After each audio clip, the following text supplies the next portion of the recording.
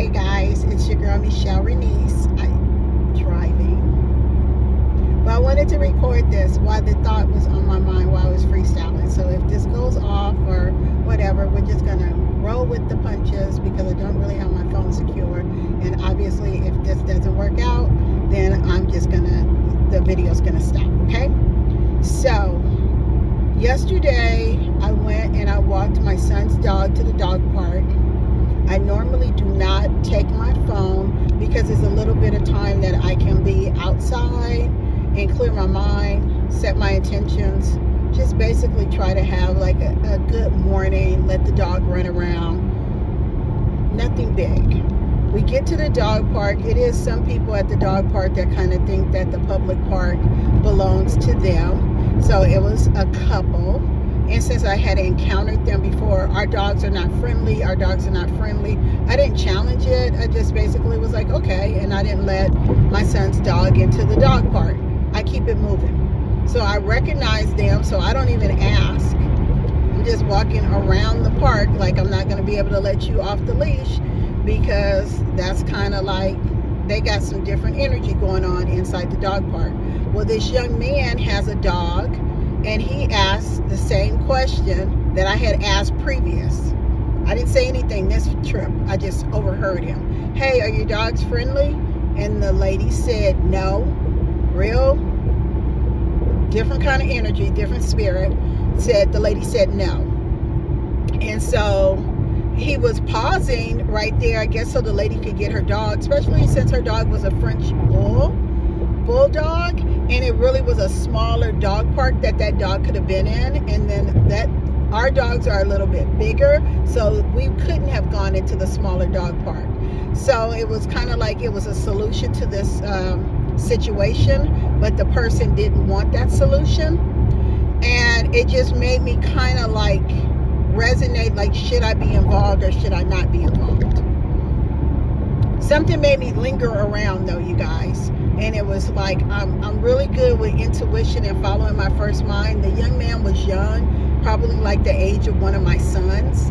And I mean, a young adult, yes, obviously can take care of themselves. But I'm saying, like, I felt instantly in mama mode. So I saw them getting their dogs, but still like talking all this madness. And then so he was like, well, it is a public park. So he kind of challenged that status quo that most people just kind of let it go. And he was like, yeah, my dog just wants to play around, but if your dogs aren't friendly, they really shouldn't be in the dog park loose, because it's their dog. They're supposed to be friendly and be loose and whatever. All the rules that sometimes people follow, sometimes people don't. So the challenging of that lady, who was an older lady, maybe 5 or 10 years older than me. I don't know. It's hard to say. But just mean-spirited, right? So sometimes being mean can age you a little bit more. So maybe she was in her 50s. Maybe she was in her 60s. I really don't know. I really didn't care. So I said, hey, it's okay. You guys just get your dogs or whatever. And I'm like, it's not a big deal, guys. It's a public dog park. Just let them get their dogs. I just decided that I would try to be the peacemaker. It's Saturday. That's why I say it's Saturday morning. Let's, come on, guys. Let's not make that be part of our Saturday. And so the young man was easygoing. He was like, nah, ma'am, but it's the principle. Yeah. It is a principle. I said, but pick and choose your battles. Now I'm talking to him one-on-one because I'm closer to him, and they're in the dog park like going off. So she tells her, I want to say spouse, partner, whatever their situation was, and he comes like with his hand in his jacket, like he about to start capping on people. I was like, over a dog park? So now I'm trying to figure out, because I got on some UGG flip-flops, some drawstring pants, lounge pants, I'm not in no position. I don't have no Nikes on. I am like definitely not in a position to have to take off running through a park. But I'm like mindful, and then so I said, you guys, it's not that serious. It can't possibly be that serious. Who would do all of that, for a dog park, for an incident at a dog park? I was like, come on, it's okay. So they get their dogs out the dog park, but they don't leave, and they're still talking mess the whole time to the young man. He goes in the dog park. I'm not getting ready to be trapped in a dog park with a whole bunch of chaos. So he was like, you gonna let your dog play? No, I'm gonna take a pass on that. I said, but something told me to say something to him. So my intuition told me to tell him, I think you should get out the dog park as well. And he was like, yeah, I don't feel comfortable now because they're not even leaving. I said, exactly. I said, follow your first mind, okay? So I'm walking away, but I'm waiting until he gets out the dog park because I felt like I needed to kind of assess it and be a witness. Other people are walking and witnessing this chaos, but nobody stayed. So here's the point of the story, you guys. I walk over to the baseball diamond. It's grass over there. And of course, if no kids are playing, you really shouldn't have your dogs over there. But we decided that that's where we would go. Maybe after those people left, we were going to go back to the dog park. I'm not really sure what the next step was going to be. But we're away from the dog park area, but we can still see their car park. And they're still watching that young man, which made me kind of feel in my heart that they know my schedule. I walk up there, I do my little 10, 15 minutes, sometimes 30 minutes. But if our dog cannot go into the dog park, I don't usually stay more than like 10, 15 minutes because I want her to be able to run around off the leash. And if she can't, I usually don't stay in that area just walking. So I'll just, start back walking around the neighborhood or whatever. And so they were watching at their car, and I go, that's odd. It's like been 10 or 15 minutes and they have not left. So I let my dog off the leash. She is running around with the young man's dog. The young man, by the way, his name was Chris. I cannot remember if I knew what his dog's name was, but yeah, it was just really crazy. So here's the moral of the story. Follow your intuition. I decide that I'm about to leave, and I see the sheriff pull up into the park, all sporadic and crazy. Then I start looking at those people because I can still see their car. But now I know I need to just bust out and probably not be there because I don't know what jumped off. Meanwhile, these people have called on Chris. Even though that older man was in his jacket fumbling around saying he don't know, like I'm not here for play, like I'll cap on and blah, blah, blah. The threat came from those people. So they called the sheriff. 5 sheriff cars showed up at the park. A woman deputy, pulls her gun out, doesn't know nothing. They got a report, right? This is what I mean to tell you guys. You never know what somebody is saying. You never know how the narrative is. When we're out here making these assessments, that older couple looked as nice and pure as like sugar, but they was salty as F. So they called and said that young man had a gun. And I'm like in the middle of it trying to leave, like I said, with these UGG flip-flops on. And I'm like, and they're like, get ma'am. And I'm like, wait, why do you have your gun? Why is your gun pulled on him? And I'm all like, and I'm all calling like this young man is my child. You guys, I still haven't been able to calm down because of that incident, because knowing that if I was not physically there, if I would not have stayed, I gave the deputy, well, first of all, I left when the lady deputy had her gun, who said that I need to leave. I left, but I didn't leave the park. I left out of that area and I watched. Now, like I said, I started the story off. I did not have my cell phone. So I'm just down there assessing.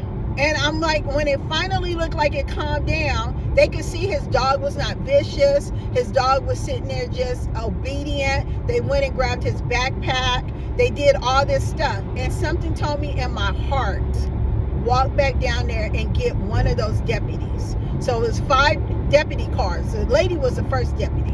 So I said, officer, deputy, I don't know what the proper terminology is. I was like, can I make a statement? I was here the whole time. If they called if they called and made that report based on what just happened at the dog park, I was here the whole time. They were like, yeah, they said he threatened them with a gun. I was like, that is not what happened, deputy. I was like, the couple were kind of salty because they didn't want to get their dogs out the dog park, and he challenged them by saying that, first of all, your dog shouldn't be in the big dog park, and the second part is, if they're not friendly with other dogs, they shouldn't be in the dog park. I said, and that set them off in such a manner that I decided to hang around and try to see if I could defuse it. Now, telling this story out loud is really going to upset my people. Meaning, both of my sons say I'm too helpful. Meaning, all of my siblings say you should be mindful of what you get involved with, right? Because one of my sons was like, so you just gonna get shot helping somebody? And I mean, in my mind, I do not want to get shot helping somebody, especially a dog park incident. But also, like, follow your intuition, you guys. I no longer stop when I see stuff. I do call the police and say, hey, a person's on the side of the road. Hey, a dog is tied up to a pole. Like, I know that I'm not perfect because my intentions are pure. Meaning, I come only with one set of intentions, and that is to not hurt or harm anybody. And my intentions are not to lie, kill, or steal, right? So when I say my intentions are pure, I mean that I'm looking at it at a face value, and it takes me a minute to look at it at a tricky value. Like, you're lying. You're trying to set me up. You want to steal my phone. You want to grab my purse. Like, it's really hard for my mind to switch over to that. However, I'm able to switch over to that, but that is not my first thought. So anyway, I made the report. The deputy took my information. He asked me for my driver's license. I said I didn't have it. I'm at the dog park with some UGG flip-flops on. I was like, deputy, and he was like, hey, can you be careful with that dog? Deputy, we're at the park with a dog. I just want to make sure that you know. He was like, so do you know that young man? No, I don't know him. I never met him a day in my life. I don't have a dog in this argument. I said, I just happened to be crossing paths. I heard what he said. That's what most people say when they enter a dog park, because it's a public place and people's dogs could like not be friendly. I said, it's just a whole little protocol that some people do. I said, before they just let their dogs be loose because they care about their pets. I said, but their response was really like off the chart. I said, it's not like I was opening your gate to your private property. This is a public dog park. I said, but that being said, she was going off because she said that her dogs were not friendly. And the dog did seem pretty vicious. So we were just kind of waiting, like, well, get your dog out of there. Because he was like, ma'am, it's other people that want to use the dog park. And all of those challenging questions just set that couple off to the 3rd degree. But the fact that they called the sheriff and said he threatened them with a gun, and these sheriffs pull up in full force, 5 cars in between the walkway that you walk in to get to each baseball diamond and to get to the playground where your kids may possibly play, and get to the other little dog park and get to the basketball court. They pulled their sheriff trucks up on there. So that I say that to say, you guys, be very mindful and don't be so quick to assess that things happen in the proper order. Because for that young man, Chris, and I didn't get to see him again, But I told the deputy if he needed a formal statement, here's my cell phone number. And no, he didn't threaten him, and I would stand by that. I have no reason to still be up here. Once again, in these UGG flip-flops. I was not out there trying to make any kind of personal presentation. However, I believe my lips was popping. And that's about it. I believe my bun was very messy, but my lip gloss was popping. So I say that to say, you guys follow your intuition.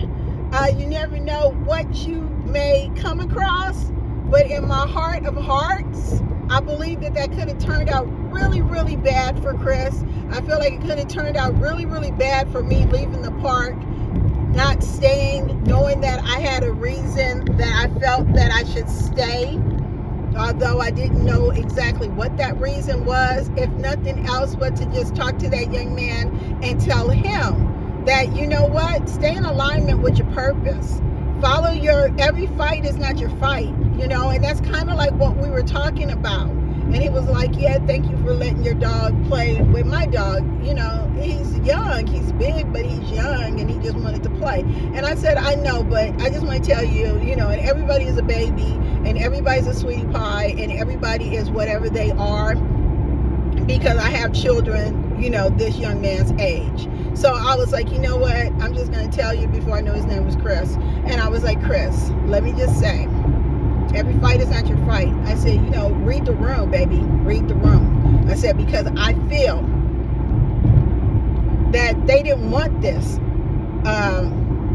to be defused, obviously. And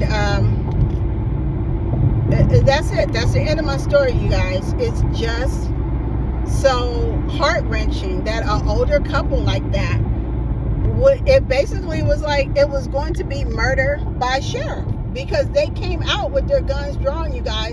And that man, I don't know if he was like, I don't know what the politically correct thing is to say about a person who possibly is homeless or housing challenged. I don't know these politically correct terms, nor do I care if I say them correctly at all times.